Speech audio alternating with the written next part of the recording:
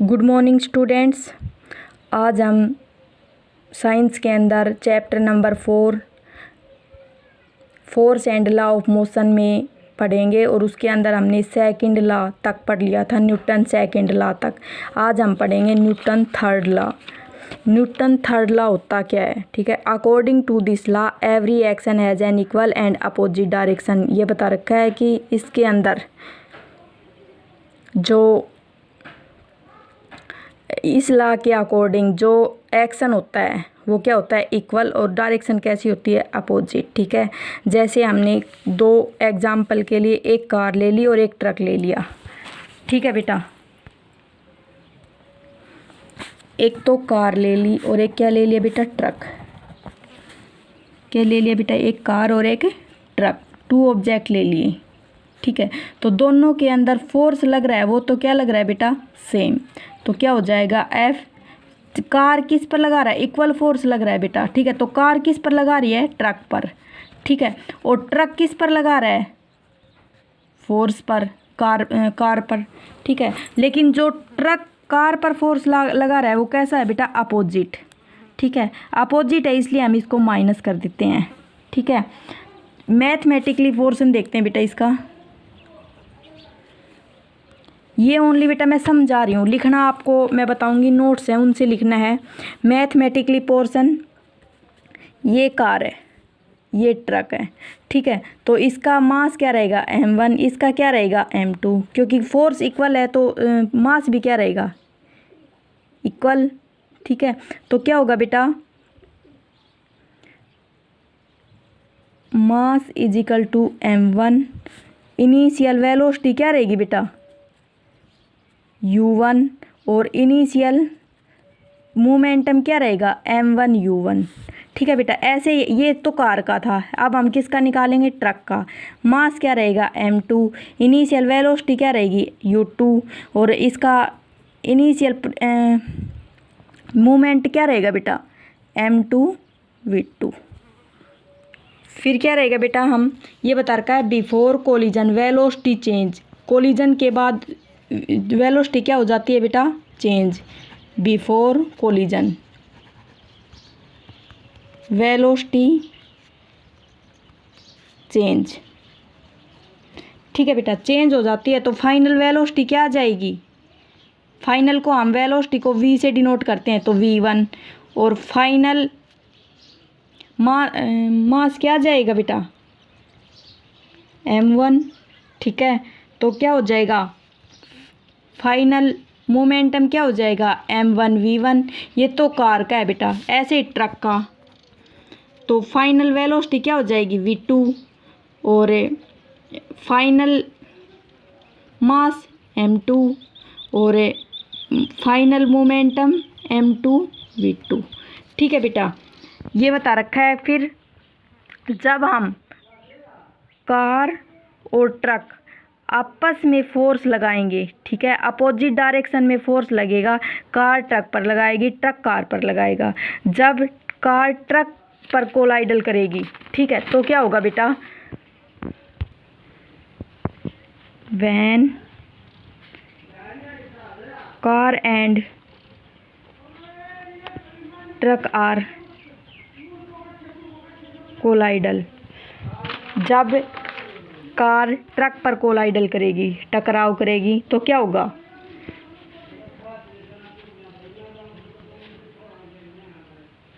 Rate of change of momentum क्या हो जाएगा, चेंज हो जाएगा ट्रक का, ठीक है। तो क्या होगा, m2 upon v2 minus u2 upon time, ठीक है।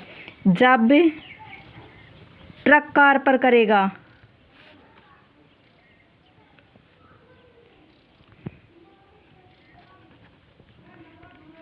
ऑन कार, तो क्या होगा बेटा, क्या होगा, rate of change of momentum change हो जाएगा कार का। तो क्या होगा,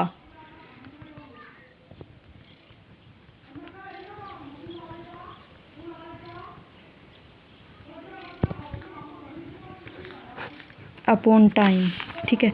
अब क्या होता है बेटा, according to third law. According to third law के अकॉर्डिंग क्या कहता है बेटा, कि फोर्स तो इक्वल रहेगा, लेकिन अपोजिट डायरेक्शन में रहेगा। तो दोनों का फोर्स, कार का फोर्स अपॉन में इजिकल टू ट्रक कार का फोर्स, ठीक है। तो ये अपोजिट डायरेक्शन में रहेगा ट्रक वाला, इसलिए इसको माइनस कर देते हैं। तो क्या है इसका rate of change of m2 v2 u2 upon time equal to m1 v1 u1 upon time. Time से टाइम कट। अब इनका ब्रैकेट हटा देते हैं बेटा, ठीक है। ब्रैकेट हटाने के बाद में क्या होगा, m2 v2 minus m2 u2 equal to minus m1 v1 minus minus क्या हो जाएगी प्लस m1 u1, ठीक है। फिर क्या होगा, v इनिशियल को एक साइड कर लेते हैं, फाइनल को एक साइड। तो m2 v2 ये इधर आके क्या हो जाएगी बेटा प्लस में, ठीक है। इजिकल टू के इधर में आते हैं तो मैथ में पढ़ा होगा ना, प्लस में हो जाते हैं value. m1 v1 is equal to ये m1 u1 ये इधर जाएगी तो प्लस में हो जाएगी m2 u2, ठीक है बेटा।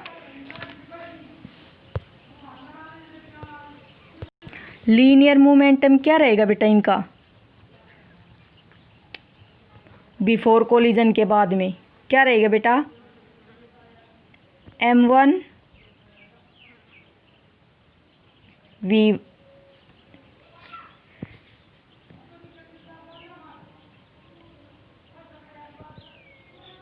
m1 u1 m2 u2, ठीक है। और आफ्टर कोलिजन के बाद में लीनियर मोमेंटम क्या रहेगा बेटा, m1 v1 m2 v2, ठीक है। ये है बेटा third law, Newton third law. अब कैसे करना है आपको, इस नोट्स में से करना है। देखो मैंने आपको समझा दिया अभी, Newton third law of motion, ठीक है। क्या होता है, according to this law every action has an equal and opposite reaction, कि इक्वल रहेगा लेकिन डायरेक्शन क्या रहेगी अपोजिट, ठीक है। ये फोर्स लगा रहा है ए बी, एक दो वस्तु हैं ए बी पर लगा रही है, बी ए पर लगा रहा है, ठीक है। बी ए पे लगा रहा है वो अपोजिट है, इसलिए वो माइनस हो जाएगा। Law of conversion of momentum, तो ये दो बॉडी है तो इसका एम ए मास हो जाएगा, इसका एम बी, ठीक है, बिफोर कोलिजन के बाद में। और इनिशियल वेलोसिटी यू ए और यू बी, ठीक है। ऐसे ये दोनों वस्तु आपस में टकराएगी तो क्या हो जाएगा, बी ए वस्तु है वो ए पर फोर्स लगा रही है और ए बी है वो बी पर लगा रही है ड्यूरिंग कोलाइजन पर, ठीक है, ड्यूरिंग कोलिजन पर। फिर क्या हो जाएगा, एम ए वस्तु का मास हो जाएगा और बी वस्तु का मास क्या हो जाएगा, एम वी। ट्रक, कार और ट्रक वाला एग्जाम्पल ले, जैसे आपको उचित रहे वो एग्जाम्पल ले लेना बेटा, ठीक है। Consider two object A and B of mass M A and B, ये बता रखा है। जब वो मूविंग करते हैं सेम डायरेक्शन के अंदर तो और स्ट्रेट लाइन के अंदर, तो क्या रहेगा, उनकी जो मास रहेगा एम ए रहेगा और एम बी रहेगा और उनकी velocity U two initial velocity रहेगी, ठीक है। वेयर इनिशियल वेलोसिटी होती है वो हमेशा डायरेक्टली प्रोपोर्शनल होती है। When both object collide each other object A attract force on B, ये बता रखा है। जब ए वस्तु बी पर करेगी कोलाइजल तो क्या हो जाएगा, एफ ए बी, ठीक है बेटा। मैंने सारा आपको समझा दिया है, ये ऐसे करना है, ठीक है। वही है ए बी क्या हो जाएगा, M V A upon minus U one, ये इनिशियल वेलोसिटी है, ये फाइनल वी है वे फाइनल और यू है वो इनिशियल। सेकंड लॉ में मैंने आपको पढ़ाया था, ठीक है बेटा, वही है सारा डेटा, ठीक है। ये के कांस्टेंट है, एम ए मास लगा रखा है फर्स्ट वस्तु का और ये सेकंड वस्तु का, ठीक है। और फिर वही सारा, ठीक है बेटा। ये क्वेश्चन करना है बेटा आपके एनसीईआरटी के अंदर है।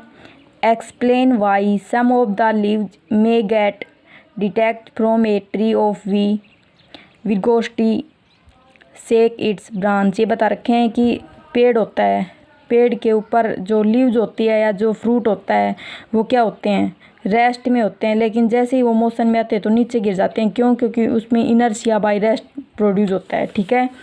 नेक्स्ट मैंने आपको inertia by rest, inertia by motion ये करवा दिए हैं अभी आपको।